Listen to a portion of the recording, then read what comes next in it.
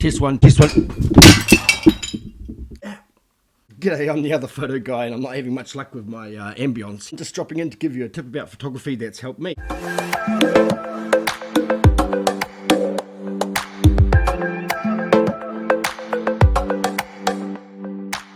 And right now I'm going to talk about the depth of field preview button. It's this mysterious little button on the bottom of your camera body, and it's quite a useful button. It allows you to check your depth of field as a preview.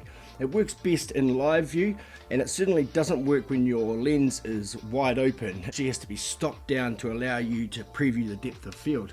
I find that I really don't use it that much, and also talking to quite a few people, it's either a bit of a mystery to them or they don't use it. With the advance of digital cameras and the precise replication on the LCD screens, you can generally review your depth of field at the time of taking the shot. However, there is a use to it if you want to see how much of the detail it's going to let in or how much it's going to darken your image particularly.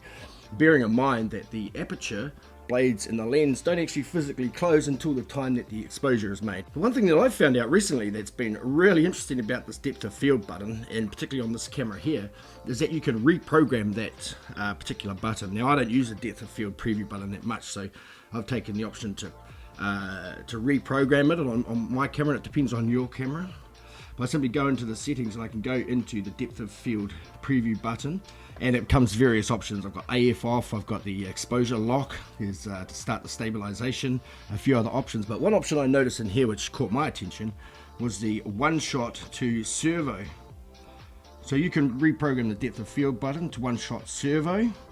And I use one-shot focus myself because I often focus recompose, and one-shot allows me to do that. By changing the depth of field preview button to one-shot to servo, is that, say for instance you're taking your image and you've got your focus and then something in the frame moves, or you suddenly see some action that's in motion and you wish to track it, you can simply press the depth of field button. It's now changed the focus mode from one-shot to AI-SERVO, and you can track that movement. Want to go back to one-shot, you can release the button, focus, recompose, and back on track. The other thing is if I adjust my AF mode on the top deck to AI-SERVO, now when I press that button, it reverts to one shot. I think there's probably less applications that way than the other way, going from one shot to servo, because in one shot to servo, you're either focusing recompose or you're looking to hold your focus, and then some movements attracts your attention and you jump to servo in order to track that movement. It's less likely that you're going to be in servo and then require to hold into one shot